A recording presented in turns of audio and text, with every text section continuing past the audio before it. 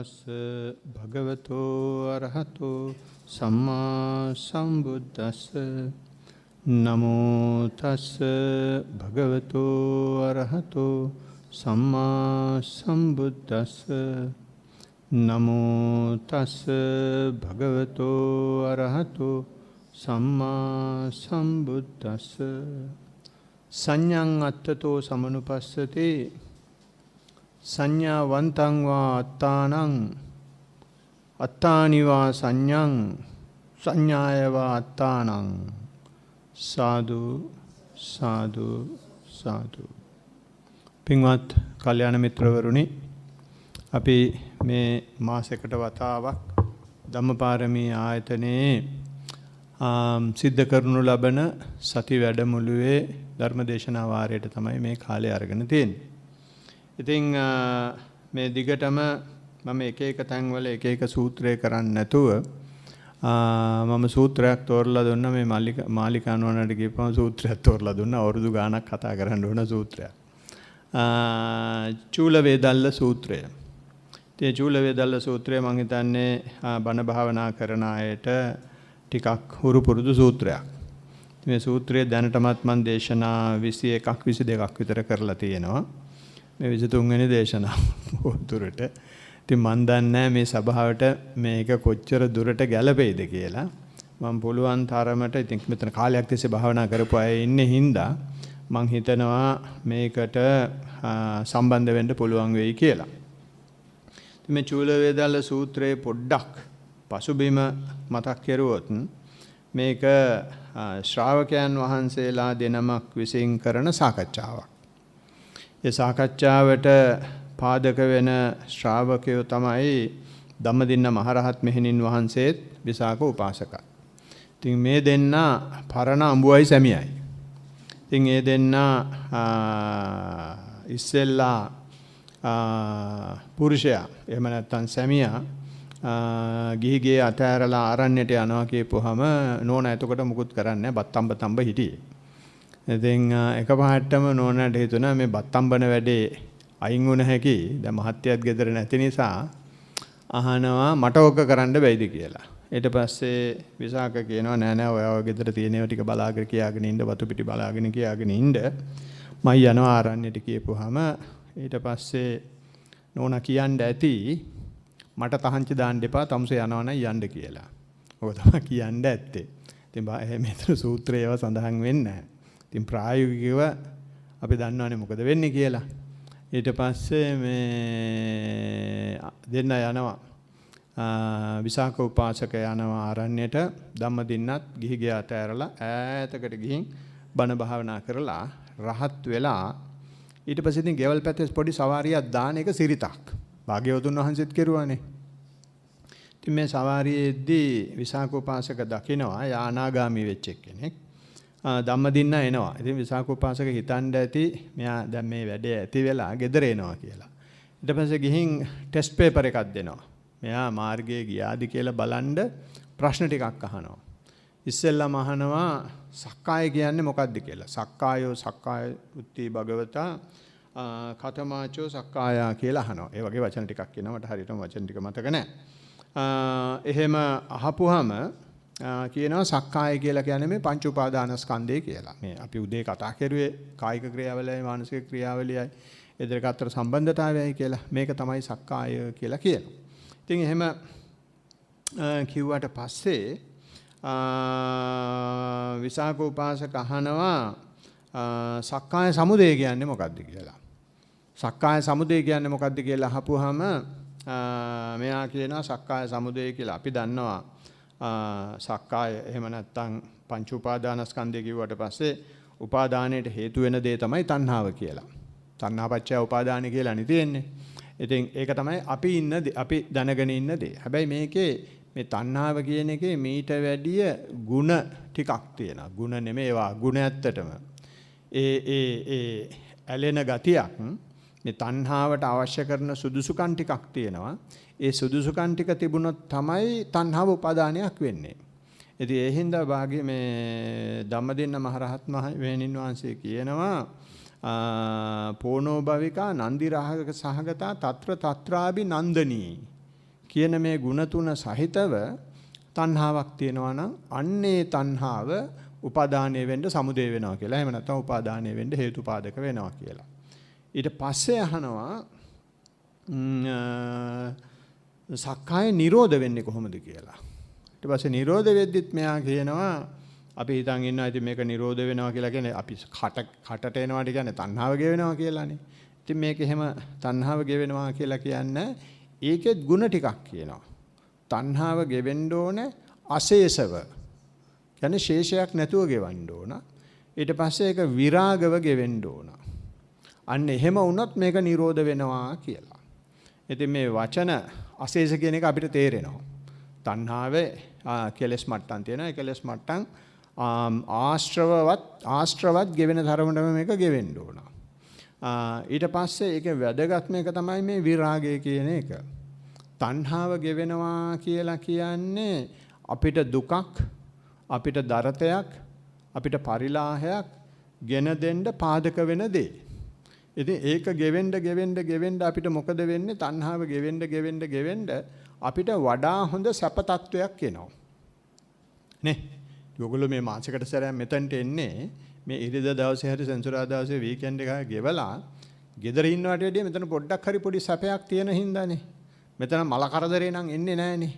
ගෙදර ඉන්නටත් වැඩිය දුකක් නම් මෙතනට එන්නේ නැහනේ. චුට්ටක් හරි දෙයක් තියෙනවා. ඒ කියන්නේ මේ තණ්හාව ගෙවෙන්න මනසේ ස්වභාවයක් තියෙනවා. එහෙම නැත්නම් ස්වභාවයම තමයි තණ්හාව ගෙවෙන්න අපිට සැපයක් එන්න පටන් ගන්නවා. ඒ සැපය ආපුවම භාග්‍යවතුන් වහන්සේට ඉස්සෙල්ලා හිටපු අයගේ සිද්ධ වුණේ තමයි ඒ සැපේට ඒගොල්ලෝ ඇලුනා. තණ්හාව ගෙවුණා ඒගොල්ලන්ගේ. තණ්හාව ගෙවිලා එන සැපේට ඇලුනා. ඒකට රාගය ඇති වුණා. එහෙනම් මෙතන ධම්මදින්න හරියට කිරෙන් දිය වෙන් කරනවා වගේ ලස්සනට පැහැදිලි කරලා කියනවා. තණ්හාව අශේෂව ගෙවෙන්න ඕන. හැබැයි විරාගව. ඒකට රාගයක් නැතුව ගෙවෙන්න ඕන. අන්න එහෙම වුණොත් මේක නිරෝධ වෙනවා කියලා කියනවා. තණ්හාය අශේෂ විරාග නිරෝධෝ කියලා කියනවා. ඊට පස්සේ තමයි ප්‍රශ්නේ තමයි හොඳම ප්‍රශ්නේ මේකේ මාර්ගය මොකක්ද කියලා අහනවා. මාර්ගය මොකක්ද කියලා අහපුවම කියනවා ආර්ය අෂ්ටාංගික මාර්ගය කියලා. ඉතින් මම ඒක හොඳම ප්‍රශ්නේ කියලා කියන්නේ දැන් මෙතන අපෙන් එහෙම ඇහුවොත් අපි ගෙලින්ම කියන්නේ මාර්ගය ඉස්සෙල්ලා මට කියන්න. මට මේ කරන විදිය දැනගත්තට පස්සේ මම ස්මාර්ට් එක්කෙනා මම චණ්ඩියා මම අයියා මම අක්කා මට මේක අනිව කරගන්න පුළුවන් කියන අදහසනේ කියන්නේ. ඉතින් මෙතන එහෙම නෙමෙයි. භාග්‍යවතුන් වහන්සේ කියන්නේ මේක නිරෝධ වුණාට පස්සේ තමයි මාර්ගය මොකක්ද කියලා තේරෙන්නේ. වෙන විදිහකට කියනවා නම් අපි මේ දැනට යම් දෙයක් දන්නවා නම් ඒ දන්න දේ තියෙන සංසාරේ ගෙනියන්න. මේ සංසාරෙන් අයින් වෙන මාර්ගයක් ගැන අපිට මෙලෝ ආකාරයක අදහසක් නැහැ.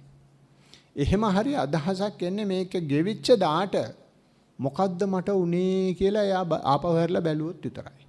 ඒක තමයි භාග්‍යවතුන් වහන්සේ කෙරුවේ සතියක් ගෙවලා. බුදු වුණාට පස්සේ මොකද උනේ කියලා උන්වහන්සේටත් හිතා ගන්න බෑ. ඊට පස්සේ උන්වහන්සේ සතියක් ගැන අපිට ඉතින් අර පන්සලේ පින්තූර වල ඇඳලා තියෙන කතාවනේ අපේ ඔළුවේ තියෙන්නේ. ඒක නෙමෙයි උනේ. උනේ මොකද්ද? මේ භාග්‍යවතුන් වහන්සේ මේක රිපීට් කරන්න පුළුවන් දෙයක්ද කියලා බැලුවා. බලපුවම උන්වහන්සේට තේරුණා මේක රිපිටිටිව්. කරන්න එකම දේ නැවත සිද්ධ වෙනවා. ඉතින් එහෙම සිද්ධ වෙන හින්දා දැන් සතිය ගියාට පස්සේ ක්‍රමවේදයක් අහු වුණා. ඉතින් උන්වහන්සේට අහුවෙච්ච ක්‍රමවේදය තමයි මේ ආර්ය අෂ්ටාංගික මාර්ගය. ඒක තමයි අරගෙන ගිහින් කිව්වේ කාටද? පස්වග මහණුන්ට. මම මේ මැදමාවතක් හොයාගත්තා. මම ඊට ඉස්සෙල්ලා උඹලට කියලා තිබුණේ නෑ මම මොනවද අවබෝධ කරගත්තා කියලා. මම අවබෝධ කරගත්තා කියලා දැන් කියනවා. ඒක වෙලා විතරකුත් නෙමෙයි. ඒක රිපීට් කරලා එයා දන්නවා දැන් මේක කරගන්න පුළුවන් කියලා. ඊට පස්සේ මැදමාවතක් හම්බුණා මෙන්න මේකයි මැදමාවත ගිහින් කියලා කියනවා. ඉතින් ওই ෆ්‍රේම්වර්ක් එක තමයි කිව්වේ. ඉතින් ඒ වගේ අපිට හොඳට මතක තියාගන්න භාවනා කරන අය හැටියට ඉස්සෙල්ලා පාර මොකද්ද කියලා හොයන්න එපා. අපිව දැන් කන්ඩිෂන් වෙලා තියෙන්නේ O level පාස් වෙලා A level පාස් වෙලා ඩිග්‍රීස් අරගෙන මාස්ටර්ස් කරලා PhDs ගාලා ඩබල් PhDs ගහලා මේ කුණුහරුප වලින් දන්න දෙයක් මොන හරි කරන්නනේ. හැබැයි භාග්‍යවතුන් වහන්සේගේ ගමන තියෙන්නේ සම්පූර්ණයෙන් අනිත් පැත්ත. කරලා ඉවර වුණාට පස්සේ මාර්ගය මොකක්ද කියලා තේරෙයි. බ්‍රිස්බේන් වල යුනිවර්සිටි එකක් තියෙනවා ග්‍රිෆිත් යුනිවර්සිටි කියලා. ඒගොල්ලෝ ගහලා තියෙන්නේ no more and do more කියලා. ඒගොල්ලන්ගේ ස්ලෝගන් එක තමයි ඒක. දැනගන්න එක වැඩි වෙන්න කරන්න පුළුවන් වෙනවා කියන එක තමයි කියන්නේ. භාග්‍යවතුන් වහන්සේක සම්පූර්ණයෙන් අනිත් පැත්ත. You do it and then understand කියන කතාව තමයි භාග්‍යවතුන් වහන්සේ කියන්නේ. ඉතින් ඒ වගේ මේ ආර්ය අෂ්ටාංගික මාර්ගය මේ නිවන සාක්ෂාත් කරන මාර්ගය හොයන්න එපා. මාර්ගය හොයන්න නැතුව අපි මේ සතියේ ඉස්සරහට තියාගෙන ගියොත් අපිට තණ්හාව නිරුද්ධ වෙලා යයි. තණ්හාව නිරුද්ධ වෙලා ගිහිනුත් කාලයක් ගියාට පස්සේ අපිට තේරෙයි මෙන්න මේකයි නේ මාර්ගය කියලා. ඉතින් ඒක තමයි මං කිව්වේ මේක හොඳම ප්‍රශ්නේ කියලා. මොකද අපේ තත්ත්වගත වෙලා තියෙන හැටියට හුඟා අපි අහනවා ඊළඟට මොකද කරන්න කියලා. ඊළඟට කරන්න තියෙන්නේ ඊට ඉස්සෙල්ලා චිත්තක්ෂණය කරපු දෙයම තමයි. නිකම් බලාගෙන ඉන්න. ඒ බලාගෙන ඉන්න මේ තණ්හාව තමයි ගෙවෙන්නේ. ඒ තණ්හාව ගෙවිලා ඉවර වුණාට පස්සේ තමන්ගේ අත්දැකීම් පදනම් කරගෙන මාර්ගය මොකක්ද කියලා තමන්ට පොඩ තේරුම් ගන්න පුළුවන් වෙයි. ඉතින් මෙතනට මේ ටික ඉවර වුණාට පස්සේ විසාක උපාසක අරින්නේ නැහැ. විසාක උපාසක ඊට පස්සේ අහනවා දැන් මේ සක්කාය ගැන ප්‍රශ්න ටික ඉවර වුණාට පස්සේ සක්කාය දිට්ඨිය කියන්නේ මොකක්ද කියලා. ඒ අහුවාට පස්සේ මෙයා සක්කාය කියලා කියන්නේ පංච උපාදානස්කන්ධය නම් සක්කාය දිට්ඨිය කියලා කියන්නේ මේ පංච උපාදානස්කන්ධේ මම කරගන්න එක කියලා කියනවා. ඒක කියනවා මෙතන දැන් මම කිව්වේ සංඥාව පදනම් කරගෙන ඊට ඉස්සෙල්ලා දවස් දෙකේ අපි කතා කෙරුවා. ඊට ඉස්සෙල්ලා කියනවා රූපං අත්තානෝ කියන කතාවත් 4 ආකාරයකට සඳහන් වෙනවා. ඊට පස්සේ වේදනං අත්තාවා කියන කතාවත් 4 ආකාරයකට සඳහන් වෙනවා. අද අපි ගත්තේ මේ සංඥා අත්ත කරගන්න විදිය. එයි මේ වේදනා රූප අත්ත කරගන්නවා වේදනා අත්ත කරගන්නවා කියන එක සිද්ධ වෙන්නේ අපි බණ භාවනා කරන්න ගියාට පස්සේ හුඟ දෙනෙක් බලනවා මම මේ සරල උදාහරණයක් දෙන්නේ. මේක විතරම නෙමේ රූප අත්ත කරගන්නවා කියන එකට එකම උදාහරණය. ඕන තරම් උදාහරණ තියෙනවා. එක උදාහරණයක් තමයි අපි සක්මන් කරන්න ගියාම අපි දන්නේම නැතුව කොච්චර අපි උත්සාහ කරනවද කකුලෙම හිත තියාගන්න. කකුලෙන් පොඩ්ඩක් එහෙම හිත මෙහෙ වුණොත් ඉතින් මූණ 8-10 වෙනවා. ආස්වාස ප්‍රස්වාසයෙන් පොඩ්ඩක් හිත එහෙම හිට ගියොත් හිතට හොඳ නෑ. මොකද්ද කියාගන්න බැරි ගතියක් පපුවේ තියෙනවා. මේක තමයි මේ දිට්ඨියේ හැටි. මේ අත්තම් කරගෙන ඉන්නවා අපිට තේරෙන්නේ නෑ. හැබැයි භාවනාත් කරනවා. හිතේ අර අත්තා කරගෙන තියෙන ඒ දෘෂ්ටිගත ගතිය නිසා මොකක් හරි මගේ කියා ගන්න හදනවා. ඉතින් මේකේ ඔය රූපයයි වේදනාවයි කියන එක වේදනාවටත් එහෙමයි. වේදනාව ආවට පස්සේ නැවතවරක් මම සරල උදාහරණයක් ගත්තොත් එක උදාහරණයක් මේ ඕන තරම් උදාහරණ ගන්න පුළුවන්. වේදනාවක් එනවනේ. මේ වේදනාවක් ආවට පස්සේ අපි පරිමුඛං සතින් තියෙන එක්කෙනා වේදනාව දිහා බලාගෙන ඉන්න කියන කතාවනේ අපි මෙච්චර කල් සාකච්ඡා කරලා තියෙන්නේ. අපි අහනවා වාර්තාවේ ලියන ගමන් ස්වාමීන් වහන්සේ කකුල සතියෙන් වෙනස් කෙරුවොත් මොකද? මේ වේදනාව තියෙනවා. වේදනාව බලාගෙන ඉන්නවා වෙනුවට වේදනාවට තියෙන ද්වේෂය එහෙම නැත්නම් මේ මගේ වේදනාව කියන එක කියන්නේ සතියෙන් මේක වෙනස් කරුවට කමක් නැද්ද? නිකනුත් නෙමෙයි එහෙම වෙනස් කරන්න පුළුවන් සතියෙන් කරන එක හොඳයි කියලා පැය භාගයක් තර්කත් කරනවා. ඒ තරමටම මේ දුක් වේදනාවට ද්වේෂ කරන්නේ මට දුකක් එන හින්දා. ඒ වගේ මේ වේදනාව අත්ත කරගන්නවා. මම එක උදාහරණයක් සරල උදාහරණයක් ගත්තේ. ඔක සැප පැත්තට ගියාමත් අදුක්කම දුක පැත්තට ගියාමත් විවිධ මට්ටම් වලදී විවිධ ආකාරයට මේ වේදනාව අත්ත කරගන්නවා.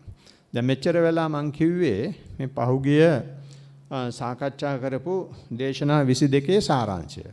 ඉතින් කාට හරි මේ දේශනා ටික අහන්න ඕන නම් මම හිතන්නේ අපේ YouTube channel වලට subscribe කරලා ඇති.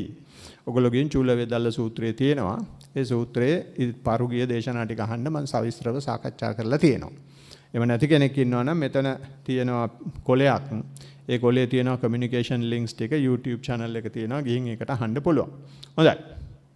අපි අද මාතෘකාවට ආවොත් අද මාතෘකාවේ තියෙන්නේ මේ රූපයත් වේදනාවත් එහාට ගියොත් යම්කිසි කෙනෙක් රූපය අත්ත කරගන්න නැතුව හිටියොත් වේදනාව අත්ත කරගන්න නැතුව හිටියොත් සමහර විට එයා සංඥාව අත්ත කරගන්න පුළුවන්. සංඥාව අත්ත කරගන්නවා කියලා කියන්නේ සංඥාව සක්කාය දිට්ඨිය කරගන්න පුළුවන්. සංඥාව මම කරගන්න පුළුවන්. සංඥාව උපාදාන කරගන්න පුළුවන්. එතකොට එහෙම උපාදාන කරගන්න විදි හතරක් මෙතන කියනවා. මොනවද මේ විදි හතර? සංඥං අත්තතෝ සමුනුපස්සති. මේ සංඥාව තමයි මම කියලා කරගන්නවා. එහෙම නැත්නම් සංඥාවන්තං වා අත්තාන. එහෙම නැත්නම් මම තමයි සංඥාව කියලා ගන්නවා. එහෙම නැත්නම් කියනවා අත්තතිවා සංඥං මගේ ඇතුලේ සංඥාව තියෙනවා. එහෙම නැත්නම් සංඥාව ඇතුලේ මම ඉන්නවා කියලා. කොහෙන් හරි කමන්නේ ගඳ ගන්න විදියක් හොයාගන්නවා. කොහෙන් හරි මේකට මේ පොඩ්ඩක් කොක්කක් ගහන්න පුළුවන් විදියක් හොයාගන්නවා.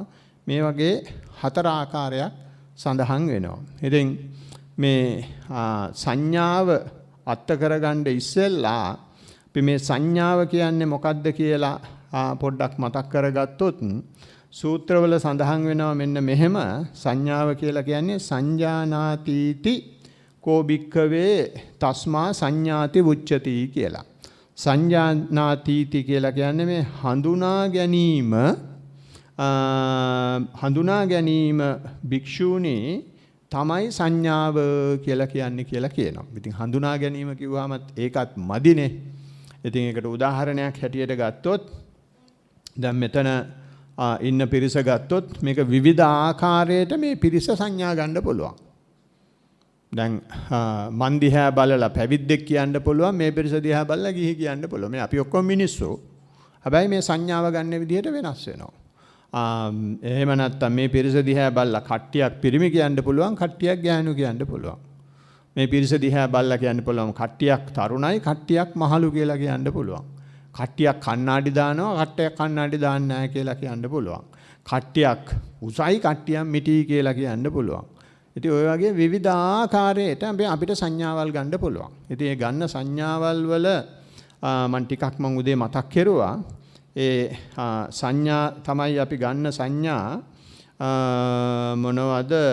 නිමිති, සටහන්, ආකාර, ව්‍යංජන, අනුව්‍යංජන. අපි මොකක් හරි හඳුනා ගැනීම සඳහා ලක්ෂණයක් ගන්නවා. ලිංගයක් නිමිත්තක් ගන්නවා. දැන් සමහර කෙනෙකුට එක ගෑනු කෙනෙක් පෙන්නපුවාම එයාට යාළුවෙක්. තව කෙනෙකුට ඒ ගෑනු කෙනාම අම්මා. තව කෙනෙකුට ඒ ගෑනු කෙනාම සහෝදරියෙක්. තව කෙනාට ඒ ගෑනු කෙනාට බිරිඳ. තව කෙනාට මහා හැතිරියක්.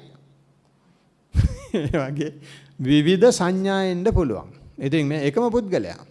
ඉතින් ඒ වගේ ඒ විවිධ සටහන් නිමිති අනුව හඳුනා ගන්න එක තමයි සංඥාව කියලා කියන්නේ. ඉතින් මට මේ සංඥාව මීට වැඩිය මම සංඥාව කතා කරන්න කැමති නැහැ. මොකද අපි මේ ඊට වැඩිය බරපතල මාතෘකාවක් තියෙනවා මේ ගත්තු පාඩේ.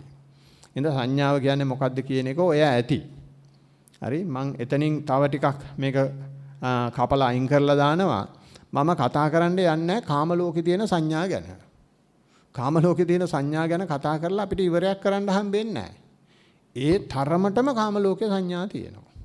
මම කැමතියි කතා කරන්න. දැන් මේ කතා කරන්නේ මේ මාතෘකාව මේ සාකච්ඡාවේ යන්නේ අනාගාමී වෙච්ච එක්කෙනෙකුයි අරහත් වෙච්ච එක්කෙනෙකුයි අතරේ. ඒගොල්ලෝ අහන්නේ නැහැනේ ෂෙයා මාකට් එකේ කොහොමද අද වෙන්නේ කියලා. ඒගොල්ලෝ අහන්නේ නැහැ ඩොලර් එකට මොකද වෙලා තියෙන්නේ කියලා. ඒගොල්ලෝ අහන්නේ පොල් ගණන්ද බිත්තරද ගණන්ද කියලා අහන්නේ නැහැ. ඒගොල්ලෝ ඒකට ඒ වයින් එහාට ගිය කතාවක් මේ යන්නේ. එහෙනම් මේ කාම ලෝකයේ මේ සංඥාව බලපාන්නේ කොහොමද කියන එක මම කතා කරන්න කැමති නැහැ. අපි ඊට වැඩිය මෙතන ඉන්නේ කාම ලෝකයෙන් අයින් වෙලා හරි පැය කීපයකට තමන්ගේ කාලය මිඩංගු කරපු අය, ඒකේ යන්න උත්සාහ කරන අය. එහෙනම් මේ භාවනා කරන කෙනෙකුට කොහොමද මේ සංඥාව වැඩ කරන්නේ, සංඥාවෙන් කොහොමද අත්ත වෙන්නේ කියන තැන තමයි කතා කරන්න තමයි මම දැන් උත්සුක වෙන්නේ. එතකොට ඒකෙදි වැදගත්ම දේ තමයි මේ සංඥාවට යන්න ආධුනිකයෙකුට විශේෂයෙන් මෙතන භාවනා කරන්න ආවට පස්සේ ආධුනිකයෙකුට නෙමෙයි ඕන කෙනෙකුට වෙන්න පුළුවන්. විශේෂයෙන් අපේ ආධුනික කාලේ පටන් ගත්තොත් භාවනා කරන්න ගිය ගමම්ම කකුලට හිත දාන්න පුළුවන් වුණාද? ආස්වාස ප්‍රසවාසයට හිත දාන්න පුළුවන් වුණාද? තාම බෑනේ. ඉතින් ලේසි නෑ. ඇයි මේකට හේතුව? කාම වස්තු ටික gedara දාලා ආවට කාම සංඥා ටික පිටිපස්සෙන් එනවා.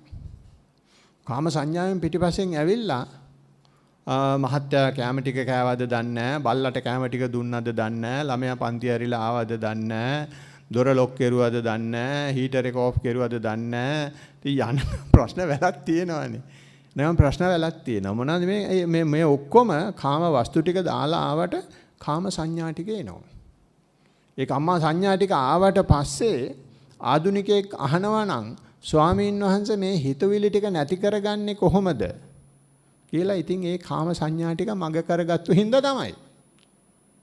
අපි කාම ලෝකේ අයින් වෙලා ආවට පස්සේ කාම වස්තු ටික අයින් කරුවාට පස්සේ සංඥාව හිටිනවා. අපි සංඥාව එනවා කියලා කියන්නේ කාම වස්තු ටික අයින් වුණා කියන සහතිකය. ඒ හින්දා භාග්‍යවතුන් වහන්සේ කියනවා ඒ සංඥාෙද්දි මේ සංඥා දිහා බලාගෙන ඉඳිලා කියලා. අපිට බලාගෙන ඉන්න එක බෑ. මොකද මේ සංඥා දැන් මගේ කරගෙන ඒක මට වද දෙනවා. මේ සංඥා ටික අයින් කරලා දාන්නේ කොහොමද කියලා අහනවා. මේ සංඥා ටික එන්නේ මේක මගේ හින්දා නෙමෙයි. සංඥා ටික ඉන්නේ අර ඒකේ ගොරෝසු රූප ස්වභාවය අයින් කෙරුවට පස්සේ මනස සංඥාව අරගෙන තියෙනවා. ඒක පස්සෙන් එනවා. රූප తত্ত্বය මගේ නෙමෙයි කියලා අතහැරලා ආවට පස්සේ ඒකේ සියුම් తত্ত্বය සංඥා తত্ত্বය එනවා. ඉතින් මේ සංඥා తত্ত্বය ආවට පස්සේ භාග්‍යවතුන් වහන්සේ කියන්නේ පරිමුඛං සතින් උපට්ඨපෙත්වා කියලා. සතර සතිපට්ඨානේ පටන් ගන්න ඉස්සෙල්ලාම භාග්‍යවතුන් වහන්සේ පරිමුඛං සතින් කියලා කියන්නේ මේක පටන් ගත්තට පස්සේ මේ සංඥා ටික එන්න පුළුවන්. ඒ ආවට පස්සේ අපි සතියේ ඉස්සරහට තියාගත්තේ නැත්තම් මේ හිතුවිලි එනවා ස්වාමීන් වහන්සේ මේ හිතුවිලි ටික නැති කරන්නේ කොහොමද කියන ප්‍රශ්නේ අහන්නේ නැතුව සංඥා ටික ආවනම් සංඥා වලට සතිමත් වෙන්න කියන්නේ. ඒකනේ කිව්වේ අද උදේ හිතුවිලි එද්දි හිතුවිලි එන්න අරින්න ඒ හිතුවිලි තමන්ගේ කයට දැනෙන්නේ කොහොමද කියලා බලන්න. හිතුවිලි නැති කරන්න යන්න එපා. ඒ වගේම එහෙම නැත්තම් හිතුවිලි එද්දි හිතුවිලි වලට ගරහ හයියෙන් හුස්ම ගන්නවා නම් ආස්වාස ප්‍රස්වාස කියලා ඒත් එතන කරන්නේත් අර සංඥාවලට තියෙන සංඥාවලට ද්වේෂ සංඥාවක් එකතු කරනවා. එහෙම නැත්තම් අපි ඒවට අකමැත්තක් එකතු කරනවා. ඒ අකමැත්ත එකතු කරන්න ගිහින් ඊට පස්සේ තමන්ගේ ද්වේෂය පැන නගින්න පටන් ගන්නවා. මොකද ආස්වාස ප්‍රස්වාස තියෙනවා. ඒකට හිත ගන්න උත්සාහ කරනවා. තියෙන හිතුවිලි එක්ක එහෙම නැත්තම් කාම සංඥා එක්ක ගෝරි වෙනවා. ඒ ගෝරි වෙද්දී අපි දන්නේම නැතුව අපේ ද්වේෂය අවශ්‍ය ගන්නවා. ද්වේෂය අවශ්‍ය ගත්තට පස්සේ අපි ගාව තියෙන ද්වේෂ සංඥා ටික එනවා. ඊට පස්සේ මේ කවදාවත් හිතපු නැති මිනිහෙකුට බැන ගහලා බෝම්බ ගහලා වෙඩි තියලා මේ අපි වෙනම කතාවක් යන හොර මූවි එකක් යනවා ඇතුලේ. ත්‍රාසජනක චිත්‍රපටයක් යනවා ඇතුලේ. ඒ මොකද මේ අර ව්‍යාපාද අපි මොනවද සතුන් මරන්නේ නැහැ. ඒ මරන්න තියෙන සංඥාව අපි ගාව තියෙනවා. ඉතින් ඒවා එනවා කියලා කියන්නේ අපේ කය වචනයෙන් කරන දේවල් අයින් වෙලා මානසික ක්‍රියාකාරීත්වය එළියට ආවා කියන එක, සංඥාව එළියට ආවා කියන එක. ඉතින් ඒවා ආපුවාම භාග්‍යවතුන් වහන්සේ මේවා අත්ත කරගන්න එපා නොකිය මේ ස්වභාවය දන්න නිසා භාග්‍යවතුන් වහන්සේ කියන බලාගෙන ඉඳින්. ඒ හින්දා තමයි මම කිව්වේ මේ පරිමුඛං සතින් කියන එක තමයි භාග්‍යවතුන් වහන්සේගේ දේශනාව. පරිමුඛං සතින් වුණොත් මේ තණ්හාව ගෙවෙනවා. කොහෙටද තණ්හාව ගෙවෙන්නේ? මේ සංඥා එපා මූල කර්මස්ථානයේ ඕනෑ කියන තණ්හාව ගෙවෙනවා. ඒ තණ්හාව ගෙවෙන්න අර බාධා කරන අනිත් එන සංඥාවලට තියෙන ද්වේෂයත් ගෙවෙනවා. එතකොට මේ තණ්හාව ගෙවෙන්න අපි දන්නේම නැතුව රාග ද්වේෂ දෙකම ගෙවෙන්න පටන් ගන්නවා. ඉතින් ඒ වගේ අපි භාවනා කරගෙන යද්දී මේ වගේ සංඥා එන්න පුළුවන්. එහෙම සංඥා ආවහම මේ සංඥා වලින් එහාට යන්න සමත ක්‍රමය කරන අය, එහෙම නැත්නම් සමත දක්ෂතාවයක් තියෙන අය කොහොම හරි ආස්වාස ප්‍රස්වාසයට, එහෙම නැත්නම් කොහොම හරි සක්මනට හිත තියා ගන්නවා. හිත තියාගත්තට පස්සේ එයා කියනවා ස්වාමීන් වහන්සේ දැන් නම් මට කකුල හොඳට බැලුව හැකි. මම දන්නවා මේ කකුල තියද්දි විලුඹ තියෙනවා. විලුඹ තියලා ලේ වකේ තියෙනවා. ඊට පස්සේ කොට්ටේ තියෙනවා. ඊට පස්සේ ඇඟිලි ටික තියෙනවා. ඊට පස්සේ ඒ විතරකුත් නෙමෙයි මේ ටික තිබ්බහම මෙන්න මේ දකුණු පැත්තේ ඉඳලා වම් පැත්තට තමයි ඇඟිලි ටික හිමීටම තියන්නේ. ඒ විතරකුත් නෙමෙයි මේ මට දැන් යටිපතුල තියෙන එක උස්සන එක විතරක් නෙමෙයි. කකුල ගෙනියන එකක් දැනෙනවා. ඒක දැනෙන්නේ මෙන්න මේ විදිහට තමයි කකුල ගෙනියන එක දැනෙන්නේ. මට පාත් කරද්දි මෙන්න මේ විදිහට පාත් කරන එක දැනෙනවා කියලා හොඳට මේ පාත් කරද්දි ගෙනියද්දි තියෙන වෙනස් ලක්ෂණ වෙනත් තොරතුරු උකහා ගන්නවා. ඊට පස්සේ මේක තියද්දි මං නිකන් තියනවා විතරකොත් නෙමෙයි තියලා තද කරන එකත් මට දැනෙනවා කියලා. තද කරන එක මෙන්න මෙහෙමයි කරන්න කියලා පේනවා. ඊට පස්සේ එයා කියනවා මගේ දකුණු කකුල එහෙම වුණාට මගේ වම් කකුල මෙන්න මෙහෙමයි කරන්න කියලා මේ දකුණේ වමේ වෙනස පවා පේන්න පටන් ගන්නවා. ඊට පස්සේ මෙයා මේක දිගටම බලාගෙන ඉද්දි මෙයාට පේනවා මේ එක කකුලක් යම් දෙයක් කරද්දි ඒ කරන දෙයට ප්‍රතිවිරුද්ධ දෙයක් අනික් කකුල කරනවා. එක කකුලක් තියද්දි අනික් කකුල හිමීට ඉස වෙන්න ලෑස්ති වෙනවා. එක කකුලක් හොඳට තියලා ෆර්ම් වුණාට පස්සේ අනික් කකුල යනවා කියලා පේනවා. ඉතින් මේ වගේ මේ බර සම්ප්‍රේෂණයේදී වෙන ක්‍රියාවලිය මෙයාට හොඳට පේන්න පටන් ගන්නවා මේ එකම මොහොතේ. දැන් එක කකුලක් නෙමෙයි කකුල් දෙකම පේන්න පටන් ගන්නවා. මෙහෙම පේන්න පටන් ගත්තට පස්සේ එයාට දැන් හොඳට අරමුණේ බැහැලා අරමුණේ විස්තර තියෙන නිසා අර කාම සංඥා ටික නැහැ. ආපු කාම සංඥා කිසි දෙයක් නැහැ. ද්වේෂ සංඥාත් මුකුත් නැහැ. හොඳට අරමුණේ හිත තියෙන නිසා ලොකු විවේකයක් හම්බ වෙනවා.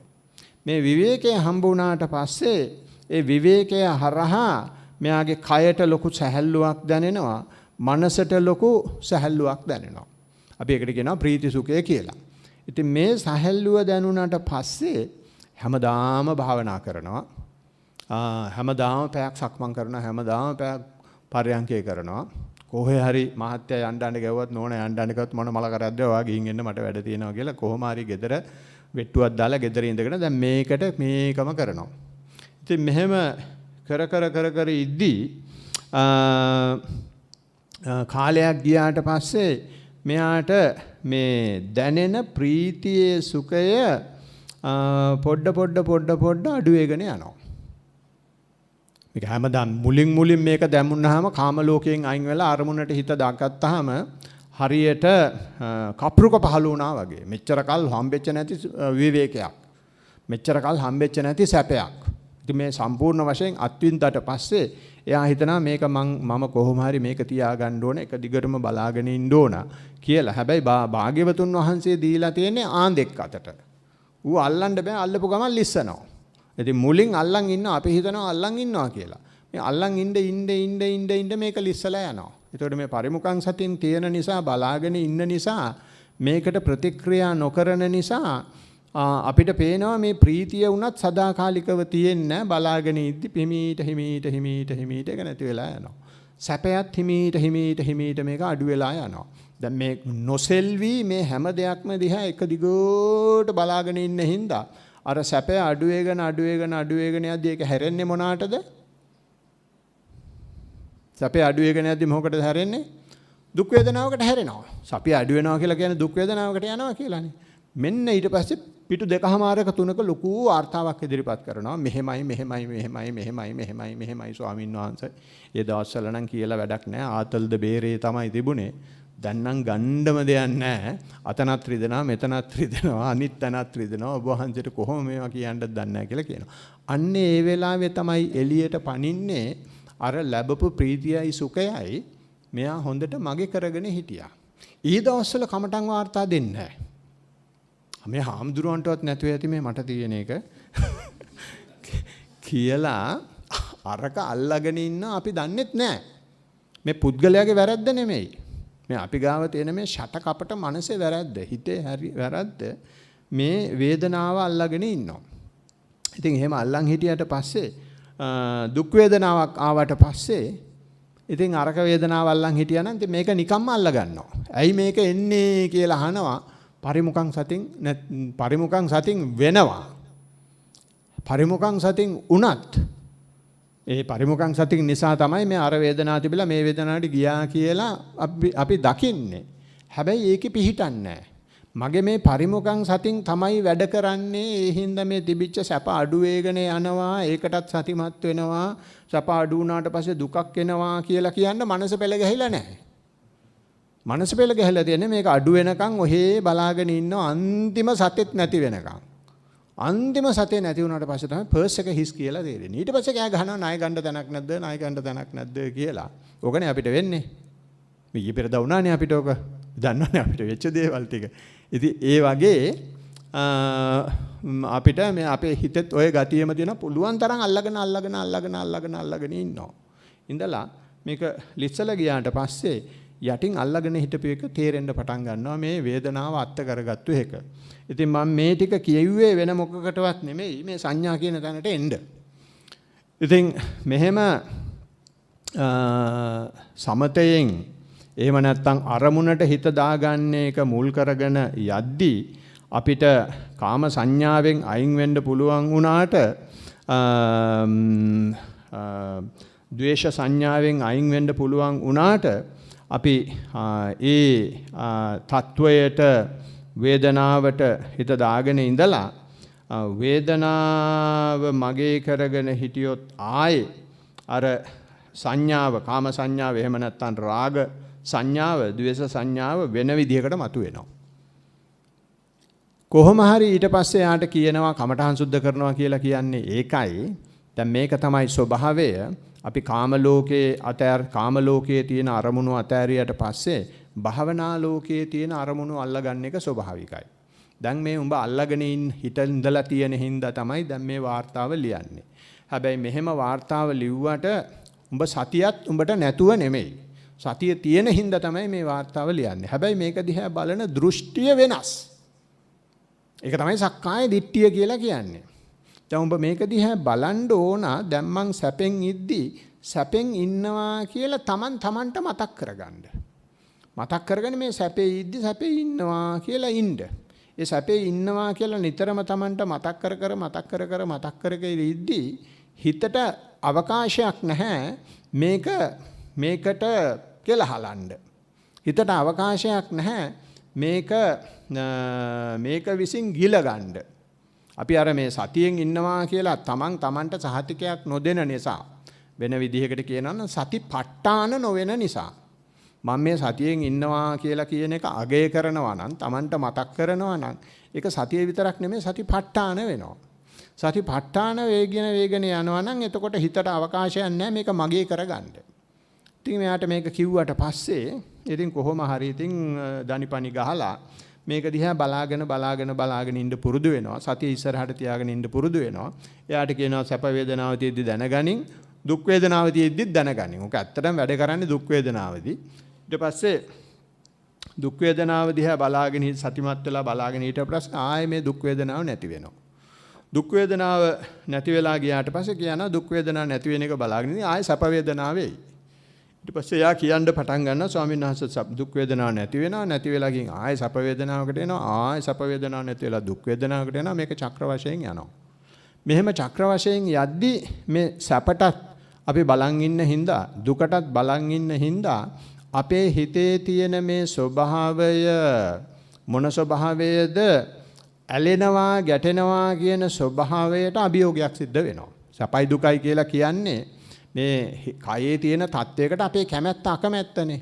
ඒ කැමැත්ත කැමැත්තෙන් ඉද්දි කැමැත්තෙන් ඉන්නවා කියලා දැනගන්නවා ඕනාට වැඩිය ලං කරගන්න යන්නේ නැහැ. අකමැත්තෙන් ඉද්දි ඵලයන් යන්න කියලා එලවන්නේ නැහැ අකමැත්තෙන් ඉන්නවා කියලා දැනගන්නවා. එතකොට මේ හිතේ läගලා තියෙන ඒ කැමැති අකමැති ස්වභාවය පොඩ දිය වෙලා යනවා. දිය වෙලා යද්දි ඒ හිතේ උඩම තියෙන තත්වයේ දිය වෙලා යද්දි යට තියෙන තත්වය මතුවෙන්න පටන් ගන්නවා. මොකද්ද මේ යට තියෙන තත්වය? උඩ වේදනාවේදී කරන්නේ කැමැත්ත අකමැත්ත විතරයි.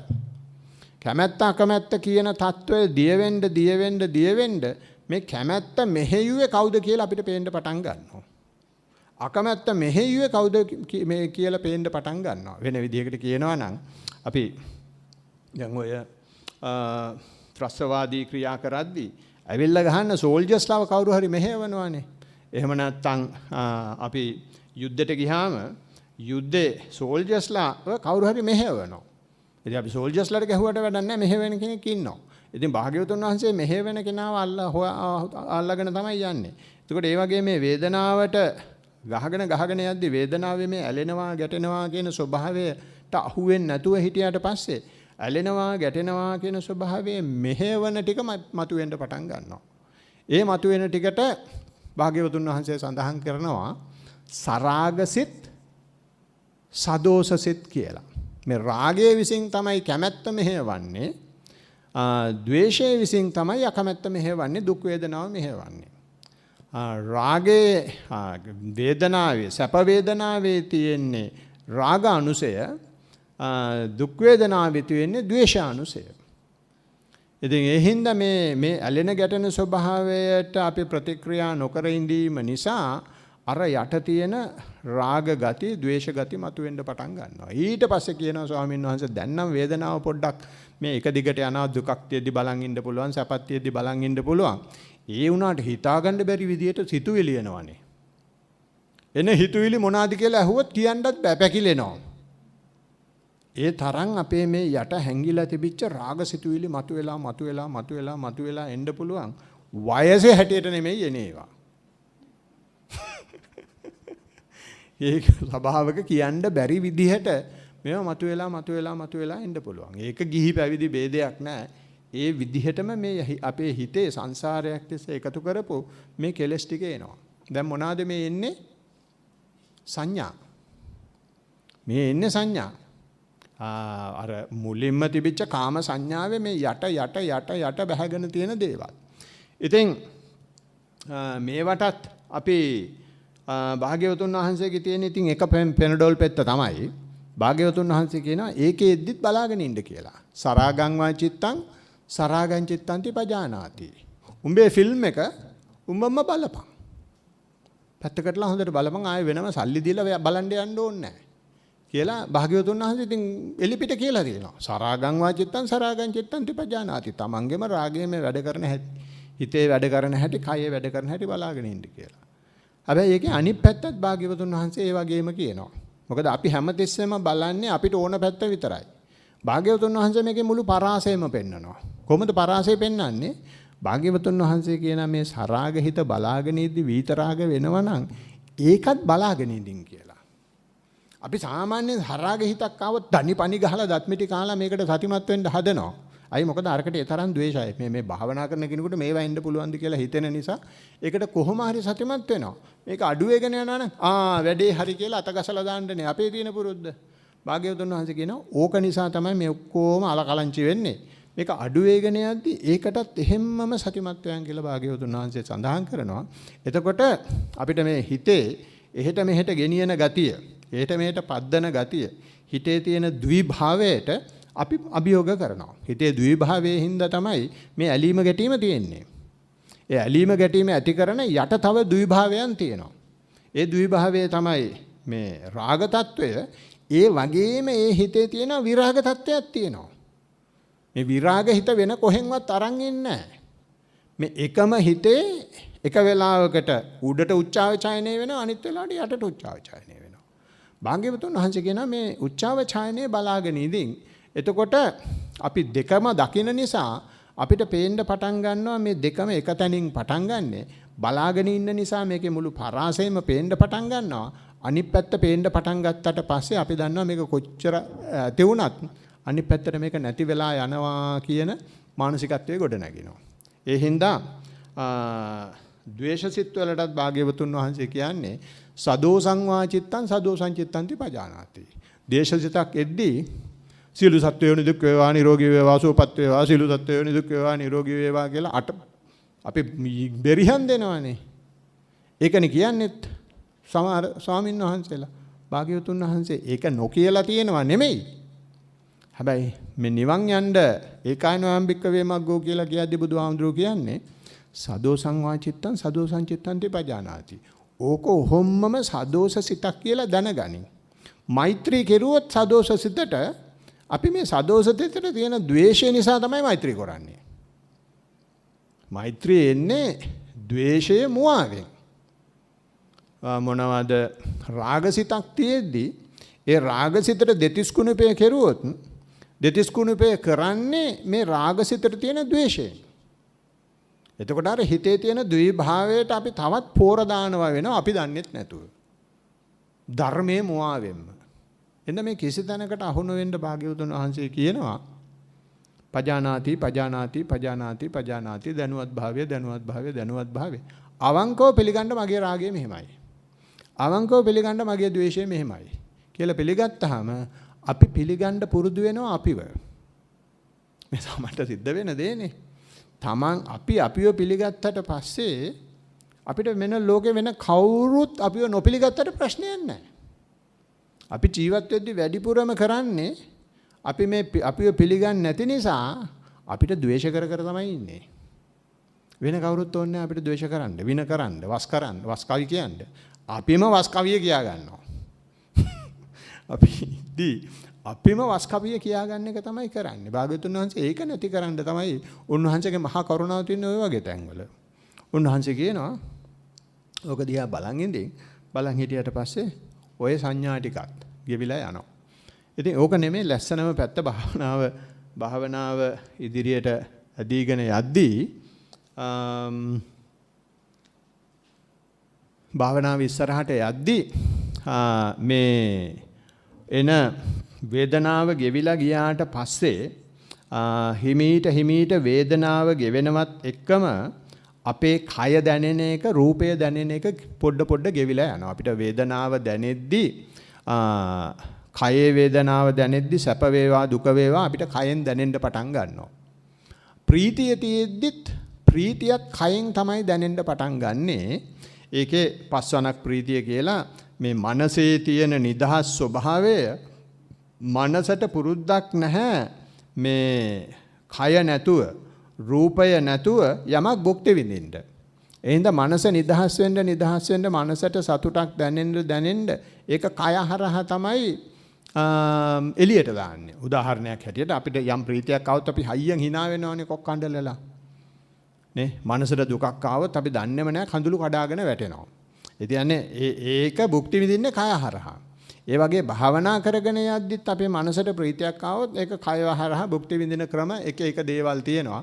ඔය භාවනා කර ඉද්දි නිකන් කූඹි නලියනවා වගේ දැනෙන්නේ, විදුලි කොටනවා වගේ දැනෙන්නේ. ඒ මනස දැන් නිදහස් වෙලා ඒ නිදහස් වෙගෙන ඉද්දි මේ එක දේවල් අපිට පෙන්නනවා. ඒ වගේ එක જાති තියෙනවා. මම හිතන්නේ මම ඊට ඉස්සෙල්ලා මේවා කතා කරලා තියෙනවා. ඉතින් මේවා ඔක්කොම හිමීට ගෙවිගෙන යනවා. මේ කය දැනෙන එක ගෙවිගෙන යනවා. කය දැනෙන එක ගෙවිගෙන ගියාට පස්සේ යා කියනවා ස්වාමීන් වහන්සේ දැන් මට ආස්වාස ප්‍රාස්වාස දැනෙන්නෙත් නැහැ. මට වේදනා දැනෙන්නෙත් නැහැ. මට හිතුවිලිත් නැහැ. මට නිකන් බලන්න දෙයක් නැහැ. නිකන් හිස්තැනක වගේ මම ඉන්නවා කියලා කියනවා. වේදනත් නැහැ. මුකුත් නැහැ. මේවා ඔක්කොම නැහැ කියලා කියන්නේ ඒවා නැති වෙලා කියනවට වැඩිය අපි ඒවා විනිවිදගෙන ගියා. මේකට අපි ප්‍රතික්‍රියා නොකර බලාගෙන ඉන්න නිසා වේදනාව හරහා ගියා. වේදනාව අත්තානම් කරගත්තේ නැහැ. රූපය අත්තානම් කරගත්තේ නැහැ. ඒවා නැති වෙලා නෙමෙයි. අපි ඒවා හරහා ගිහින් තියෙනවා. ගියාට පස්සේ මේ රූපය නැහැ, වේදනත් නැහැ. ඊට යට තියෙනවා දැන් මේවා තිබිච්ච ප්‍රදේශයේ පේන්න පටන් ගන්නවා. ඒක තමයි මේ හිස්තන පේනවා කියලා කියන්නේ. මේකත් සංඥාවක්. උදාහරණයක් හැටියට ගත්තොත් දැන් මේ කාමරේ ගත්තාම මේ කාමරේ වැඩිපුර තියෙන්නේ දේවල්ද හිස්තනද? වැඩිපුර තියෙන්නේ හිස් භාවය. අපි මේ ටික ඔක්කොම අර එක කොනකට දැම්ම හැකි. මේ තියෙන බඩු භාණ්ඩ ටිකත් ඔක්කොම එක කොනකට දැම්ම හැකි. ඒතකොට මේ කාමරේ වැඩිපුරම තියෙන හිස් බව. ඉතින් ඒ වගේ අපිත් කයට හිත දැම්මට පස්සේ මේ කය හරහා යන්න අපිට පේන්න පටන් ගන්නවා මේකේ රූපයට වැඩිය රූප නැති තත්වයක් තියෙනවා. වේදනාවත් ගෙවිලා ගියාට පස්සේ කය පාවිච්චි කරන දෙයක්වත් දැනෙන්නේ නැති නිසා සම්පූර්ණ හිස් බව තමයි පේන්නේ. ඉතින් ඒකට ගියාම මේක දැන් සංඥාවක්. මේ හිස් කියලා සංඥාවක් එනවා.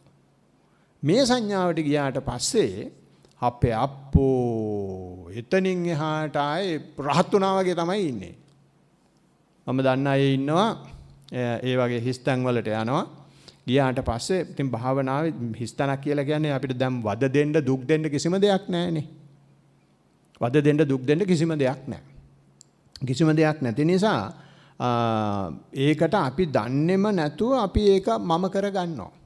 භාවනාව දැන් මගේ හරි ගිහින්. හරි ගිය එක මගේ කරගන්නවා. ඉතින් උදේ රෑ නැහැ, වැඩට යන්නෙත් නැහැ. ෂෝට් ලීව් දාලා ඇවිල්ලා භාවනා කරනවා. එහෙම නැත්නම් සික් ලීව් දාලා ඇවිල්ලා රිට්‍රීට් යනවා. මොකද මේ හිස්තැනට ඒ තරමටම මගේ කරගෙන ඇවිල්ලා. ඉතින් එහෙම රිට්‍රීට් යන්න නම් ඔය සික් ලීව් දාලා ආවට කමක් නැහැ. මම ඉතින් ඒ වගේ දේවල් කියන එකත් හොඳ නැහැ. මේ උදේ මාත්‍යය ගිහින් ගියයි මේ කට්ටිය සික් ලීව් දාලා යනවා කියලා රිට්‍රීට් කරන්න. මේ එහෙම අපි දන්නේම නැතුව මේවා මගේ කරගන්නවා. ඒ මගේ කරගෙන හිටියා කියලා තේරෙන්නේ මගේ කරගෙන ඉන්න වෙලාවට නෙමෙයි. ඉතින් මේක දිහා බලන් ඉඳලා මේ එන ඕනම දෙයක් සදාකාලික නැහැ. එන ඕනම දෙයක් සතියට දැම්මට පස්සේ සදාකාලික කරගන්න බෑ. භාග්‍යවතුන් වහන්සේට ඉස්සෙල්ලා මේවා මගේ කරගෙන හිටියා කට්ටිය. එතනට ගියාට පස්සේ එයා කිව්වා නෑ මේ රූපය කියන එක නම් අනිත්‍ය වෙලා යනවා. වේදනාව කියන එක නම් අනිත්‍ය වෙලා යනවා. මේ හිස්තැනට මම දැන් ඇවිල්ලා අවුරුදු 25කට වැඩි. ඒක නම් තියෙනවා. මම දන්නවා අනිවාර්යයෙන් මේක මරුණටත් පස්සේ මේක සදාකාලිකයි කියලා. එයා වෙනම දෘෂ්ටියකට යනවා. මොකද්ද මේකත් සංඥාවක්. මේ සංඥාව මම කරගෙන ඉන්නවා. එහෙම නැත්නම් මම සංඥාව කරගෙන ඉන්නවා. එහෙම නැත්නම් මං ඇතුලේ සංඥාව තියෙනවා. සංඥාව ඇතුලේ මං තියෙනවා කියලා මොන ක්‍රමයකට හරි ගැටේ ගහ ගන්නවා. ගැටේ ගහගෙන සංඥාවට අහු වෙලා ඉන්නවා. ඉතින් මෙතනින් එහාට ගියාම තව සංඥා ටිකක් තියෙනවා. එක අවස්ථාවක් එනවා. එක සංඥාවක් එනවා. මේ හිස්තනවත් දැනෙන්නේ නැති අවස්ථාවක්. මුකුත්ම දැනෙන්නේ නැහැ. මොන්නම විදිහකටවත් දැනීමක් නැහැ. එයා ඉඳ ගන්නවා. ඉඳගත්තට පස්සේ ආස්වාද ප්‍රසවාසයේ සිවුම් වෙලා යනවා. වේදනා ටිකක් එනවා. ඊට පස්සේ දන්නේම නැහැ මොනවාද උනේ කියලා දන්නේ නැහැ. ඔහේ ඉඳගෙන ඉන්නවා. ඉඳගෙන ඉඳලා බෙල් එක ගැස්සාම නැගිටිනවා. හිතුවිලිවත් නැහැ. මොනවද කෙරුවේ කියලා දන්නේ නැහැ. කිසිම දෙයක් නොදැන්න තැනකට එනවා. ඉතින් හිස්තනක් තියදී අපි දන්නවනේ හිස්තන තියෙනවා කියලා. කියන්න පුළුවන්. මේ තැනට ආපුවාම හිස්තනක්වත් නැහැ. සම්පූර්ණයෙන් සංඥාව නැති වෙච්ච තැනකට යනවා. ඒ සංඥාව නැති වෙච්ච තැනට ගියාට පස්සේ භාග්‍යවතුන් වහන්සේ කියනවා සංඥාව හරහත් එක එක විදිහට මේ මම හදා ගන්නවා කියලා. හරි දැන් මෙතන කිව්වේ සංඥාව මම කරගන්නවා. එහෙම නැත්නම් මම සංඥාව කරගන්නවා. එහෙම නැත්නම් සංඥාව ඇතුලේ මම ඉන්නවා. මම ඇතුලේ සංඥාව ඉන්නවා කියන කතාවනේ. දැන් මේ සංඥාවෙත් වේරියේෂන්ස් තියෙනවා. මොනවාද සංඥාවේ මම කරගන්න වේරියේෂන්ස්? සමහරු කියනවා මේ සංඥාව තියෙද්දි සංඥාව තියෙනවා කියන එක මම කරගන්නවා. ඉතින් අර වගේ මේක බලාගෙන ඉඳලා මුකුත්ම දැනෙන්නේ නැති තත්ත්වෙට ගියාට පස්සේ ඒගොල්ලෝ කියනවා මේ සංඥාව නැහැ කියන එක මම කරගන්නවා. සංඥාව තියෙද්දි මම කරගන්නවා. එහෙම නැත්නම් සංඥාව නැහැ කියලා මම කරගන්නවා. ඊට පස්සේ තව ටිකක් මේක භාවනා කරන කෙනෙකුට එයා කියනවා එක වෙලාවකට සංඥාව තියෙනවා. ඊට පස්සේ ටික වෙලාවකින් මේක නැති වෙනවා. ආයෙ මේක ඇති වෙනවා. ආයෙ ටික වෙලාවකින් නැති වෙනවා. අන්න එහෙම ස්වභාවයක් මට තියෙන්නේ. ඔය උඹලා කියන සංඥා තියෙනවා කියන එකයි නැහැ කියන එකයි දෙකේම මම හිටියා. හැබැයි මේ සංඥාව ඇති වෙවි නැති වෙවි තියෙන ස්වභාවයක් තියෙනවානේ. අන්න ඒක නම් සදාකාලිකල කියලා කියනවා. ඒතර මේ සංඥාවේ මං කියන එක තේරෙනවද දන්නේ නැහැ. මුලින් කිව්වේ සංඥාව තියෙනවා සංඥාව තියෙන එක සදාකාලිකයි කියලා. ඊට පස්සේ ඒක බලාගෙන හිටියට ඕනම දෙයක් බලාගෙන හිටියට පස්සේ ඒකේ තියෙන සිලිලාරය නැති වෙනවනේ. අර නිතර දකින්න කුකුලයි කරමල සුදු වෙනවා වගේ. ඒ වගේ මේ සංඥාව නැති වෙලා යනවා. මේ හිස් කියන සංඥාව නැති වෙලා යනවා. ඒ සංඥාව නැති වෙලා ගියාට පස්සේ කොහේ වුණාද මොනා කෙරුවද උන්නද මලාද තේරෙන්නේ නැහැ. දන්නේ නැහැ. ඉතින් සංඥාව නැති වුණාට පස්සේ සංඥාව නැති වෙච්ච එක්කෙනා කියනවා සංඥාව තියෙනවා කියන එක අනිත්‍යයි කියලා. සංඥාව තියෙනවා කියන එක මගේ කරගන්න බෑ කියලා. හැබැයි මේ සංඥාව නැහැ කියන එක නම් මගේ. ඒක මම මේ අනිවාර්යෙන් අත්විඳලා අත්දැකලා මෙච්චර කාර්යයක් අත්විඳලා දැකලා කියලා කියනවා. තව කෙනෙක් ඉන්නවා මේකත් දැකලා මේකෙත් කාලයක් හිටියට පස්සේ යාට පේන්න පටන් ගන්නවා සංඥාව නැත්තට නැති වෙනව නෙමෙයි. හිතපු ගමන් සංඥාව ඇති වෙනවා. ටිකක් වෙලා තියෙනවා නැති වෙනවා. ඊට පස්සේ ආයෙ ඇති වෙනවා. ටිකක් වෙලා තියෙනවා නැති වෙනවා. ඊට පස්සේ මෙයා කියන්න පටන් ගන්නවා මේ සංඥාව තියෙනවා කියන එකත් බොරු, නැහැ කියන එකත් බොරු, ඇති වෙවි නැති වෙවි තියෙනවා කියන එක නම් ඇත්ත කියලා. ඒක නම් සදාකාලිකයි කියලා. ඉතින් මේ එකම සංඥාවේ විවිධ ෆැසෙට්ස් අරගෙන ඒක මගේ කරගන්න හදනවා. ඊට පස්සේ මේක දිහා හොඳට දක්ෂව බලාගෙන ඉන්න කෙනෙකුට එයාට පේනවා මේ සංඥාව ඇති වෙවි නැති වෙවි ඇති වෙවි නැති වෙවි යනවා කියන එක මෙහෙම තියෙනවා කියන්න පුළුවන් තරමට නෙමෙයි. බලාගෙන ඉන්න අර ෆෑන් එකක වෙලා ස්පීඩ් එක වැඩි කරනවා වගේ මේක වේගෙන් වෙන්න පටන් ගන්නවා. මේ මනසේ ස්වභාවයන් බොහොම වේගෙන් සිද්ධ වෙනවානේ. ඒක බලන් ඉන්න දක්ෂතාවයේ තියෙන බොහොම වේගෙන් වෙන්න පටන් ගන්නවා. එතනට ගියාට පස්සේ එයා කියනවා නේව සංඥා නා සංඥා කියලා. මේ සංඥාවක් තියෙනවද නැද්ද කියලා කියන්න බැරි තරමට නිකන් වමනේ ගොඩක් වගේ මීදුමක් වගේ හරි හේසි විදිහට මේ මොකද්දෝ දෙයක් තියෙනවා. හැබැයි අර කියන්න බෑ මේක ඇත්තටම හිස්තනක්ද නැත්තම් සංඥාවක් නැද්ද සංඥාවක් තියෙනවද මොකද්ද කියලා කියන්න බෑ. ඉතින් හරි කියන සංඥාවක් තියෙනවා කියලා කියන්නත් බෑ නෑ කියලා කියන්නත් බෑ කියලා. වෙන්නේ අර ඇති වෙනවා නැති වෙනවා කියන එක බොහෝම වේගයෙන් සිද්ධ වෙන එක මෙයාගේ දැන් මනසට ලක් වෙලා. මේකට ආවට පස්සේ ඌ කියනවා අර ඉස්සෙල්ලා තුනම බොරු. සංඥාව තියෙනවා කියන එකත් බොරු. සංඥාව නැහැ කියන එකත් බොරු. සංඥාව ඇති වෙවි නැති වෙවි කියන එකත් බොරු. සංඥාව තියෙනවද නැද්ද කියන එක නම් සදාකාලිකයි කියලා. කොහෙන් ගැලවුමක් එන්නද භාග්‍යවතුන් වහන්සේ කෙනෙක් ආවේ නැත්තම්. ඔතනට තමයි උද්දකරාම පුත්‍ර ගියේ. උතන උද්දකරාම පුත්‍ර ගිහින් භාග්‍යවතුන් වහන්සේ කිව්වා මොකද්ද? 250ක් වාගේ 250ක් මගේ කිව්වා. භාග්‍යවතුන් වහන්සේ සවල අරගෙන 250ම දැම්ම අර ගොඩට. තලගානේ ඔයා 500ම තියාගන්න. මම යන්නේ ඕක හොයාගෙන නෙමෙයි මං යන්නේ කිං සත්‍ය ගවේෂී කියලා සත්‍ය හොයාගෙන යනවා කියලා. උන්වහන්සේ අන්තිමට ගිහින් හොයාගත්තේ මොකද්ද? පරිමුඛං සතින්. අයි මෙයාට මෙතනට ගියාට පස්සේ පරිමුඛං සතින් කියලා බුද්ධ වචනයක් ඇහිලා නැහනේ. බුද්ධ වචනයක් ඇහිලා නැහැ. ඉතින් ඒගොල්ලෝ මේ කොහේ හරි තැනක් මේ අත්තානං ගතිය මනසේ තියෙනවා. කොහොමද තියෙනවා භාවනා කෙරුවත්. එක්ක රූපය අල්ලා ගන්නවා එහෙම නැත්නම් වේදනාව අල්ලා ගන්නවා එහෙම නැත්නම් සංඥාව අල්ලා ගන්නවා සංඥා විසියුම් සංඥාව අල්ලා ගන්නවා. අල්ලාගෙන ඒක මම කර ගන්නවා එතන නිත්‍ය කර ගන්නවා. ඒ හින්දා ඉතින් බිස්නස් එක දෙකට කඩාගෙන කරමු කියලා කියනවා. භාග්‍යවතුන් වහන්සේ ඒක බුදු වෙන්න ඉස්සෙල්ලා දැනුණා. දැන්ලා භාග්‍යවතුන් වහන්සේ කිව්වා නෑ මම මේකට නෙමෙයි ආවේ. මම සත්‍ය හොයාගෙන ආවේ කියලා ගිහින් හොයාගෙන ඉවරලා අපිට කිව්වේ මොකද්ද? පරිමුඛං සතින් කරගෙන ඉඳිල්ලා. මේ කෙන්ගෙඩි ටිකක් වෙනවා. ඔක රූපේදිත් ඔහොමම වෙනවා වේදනාවේදිත් ඔහොමම වෙනවා.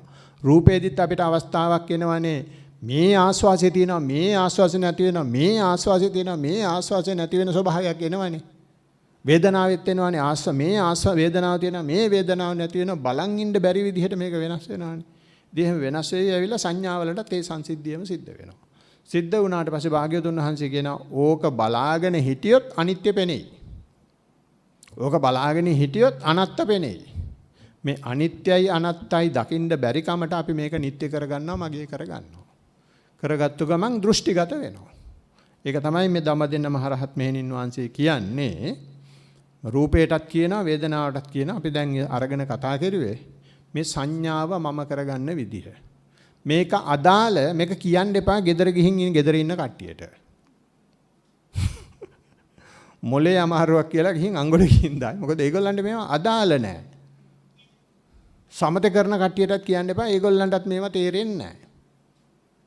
මේ විපස්සනාවක් කරන අයට පරිමුඛං සතින් කරන අයට මේ අත්දැකීමක් ලැබෙන අයට මේ මං කියන ඒවා 100% තේරුම් නැති වුණත් Tamanට මේකේ යම් ආකාරයක රිලේට් වීමක් කරගන්න පුළුවන් වෙනවා.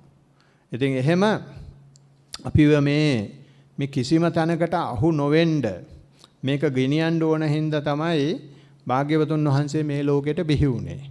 මේ ලෝකෙට භාග්‍යවතුන් වහන්සේ බිහි වුණේ අපිට කර්මඵල කියලා දෙන්න නෙමෙයි. අභිධර්මයේ කියලා දෙන්න නෙමෙයි. ප ဋ ාණ ප්‍රකරණ කියලා දෙන්න නෙමෙයි. භාග්‍යවතුන් වහන්සේ බිහි වුණේ මේ භාවනා කරලා යෝගීන් අහුවෙන තැන් වලින් අපිව බේරන්න. භාග්‍යවතුන් වහන්සේ බුදු වෙන්නත් ඉස්සෙල්ලා භාවනා කරපු අය හිටියා. උන් අහුවෙලා හිටියා මේ දෘෂ්ටිවලට. ඒ දෘෂ්ටි වලින් බේරන්න තමයි භාග්‍යවතුන් වහන්සේ ආවේ. ඒක තමයි මම උදේ කිව්වේ හැමදාම කියන්නේ මේ පරිමුඛං සතින් කියන එක තමයි භාග්‍යවතුන් වහන්සේ ඉදිරිපත් කරුවේ. පරිමුඛං සතින් වුණොත් මොනවිම් විදිහටවත් අපි නිවන් කරා යන එක නවත්තන්න බෑ කියලා භාග්‍යවතුන් වහන්සේම කියලා තියෙනවා. ඉතින් මේ සියලුම දෙනානේ නිවන කරාම යාවා කියලා ප්‍රාර්ථනා කරමින් මම දේශනාව හමාර කරනවා. සියලු දෙනාටම තිසරණේ සරණ වේවා.